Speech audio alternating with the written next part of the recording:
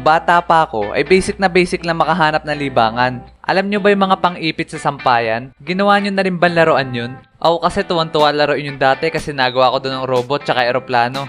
Meron na akong Voltis 5. Kaya hindi ko na kailangan dati ng mga Lego na yan. Kasi pang-ipit lang sa akin ng sampayan ay all goods na. Hindi siya ganun katibay pero tuwan-tuwa ako pag nilalaro ko yon.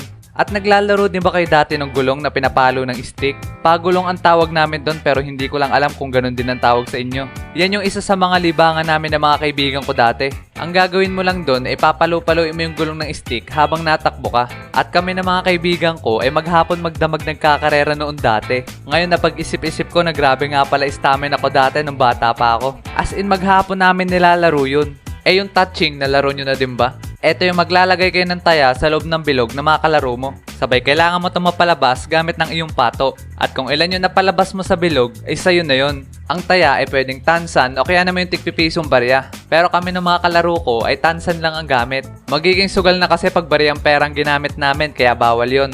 Madalas ko makita mga ganun taya pag mga matatanda na naglalaro. Pagdating naman doon sa pato, pwede mong gamitin ay bato o kaya naman yung matambaka. Alam nyo ba yung sinaunang piso na malalaki? Matambaka ang tawag namin doon. At yun ang pinakang paborito kong pamato. Talagang the best.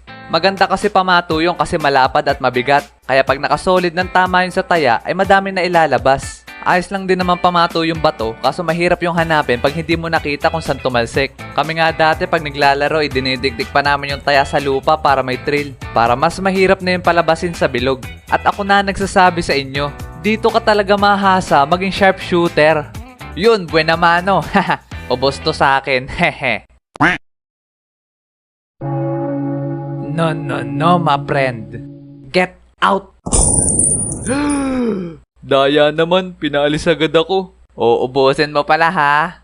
Nakapaglaro na din ba kayo ng sipa? Para sa akin, eto talaga ang pinakapaborito kong libangan dati. Sa sobrang hilig namin dito ng mga kaibigan ko, ay eto na yung inaatupag namin maghapon. Talagang magising pa kami na maaga para bandang 7 ng umaga ay nasa school na kami at naglalaro ng sipa. Siyempre, strategy namin yon para ma-warm up ang aming utak at katawan bago magsimula ang klase. Weh, wag ako Rio, wag ako. At pagkasabi ko maghapon magdamag, as in nilalaro namin yung sa recess, sa tanghalian at bago mag-uwian. Kaya pagka uwi ng bahay ay sobrang sakit ang singit tsaka ng hita. At ang lagi namin nung ginagamit pang sipa ay yung tingga. Maganda kasi yun at mabigat, hindi katulad ng washer na magaan at nadadala ng hangin. Naalala ko nga yung mga klase ko dati na ang daming tingga sa bag pang reserba. Kasi minsan, nasampit yung sipa namin sa bubong o kaya na may nalagpas sa bakod. Kaya pag nangyari yon, gagawa na lang ulit kami ng panibago. At ito lang ang kailangan namin sa paggagawa ng sipa. Ang gagawin lang ay ipapasok yung straw sa butas sabay susunugin yung baba. At pag nasunog na yung straw ay ididiin namin to sa lapag at ikikiskis. Para kumapit sa tingga yung tunaw na plastic. At pagkatapos nun ay all goods na at balik na ulit sa paglalaro. At dahil sa hindi unlimited ang tingga namin, minsan nauubusan kami ng stock kaya hindi kami makapaglaro. Pero meron kaming pinagbabawal na teknik. Ang teknik na talaga namang pinagbabawal. Ang ginagawa kasi namin ay humihingi kami ng tulong sa tropa naming SSG para ihanap kami ng sipa. Yung pa naman ay bit-bit niya lagi yung kanyang SSG na t-shirt. Kaya ang gagawin lang niya ay isusuot yung kanyang t-shirt sabay pupunta sa lower year at mangungumpis ng sipa. O yan mga chong, maganda tingga niyan makapal.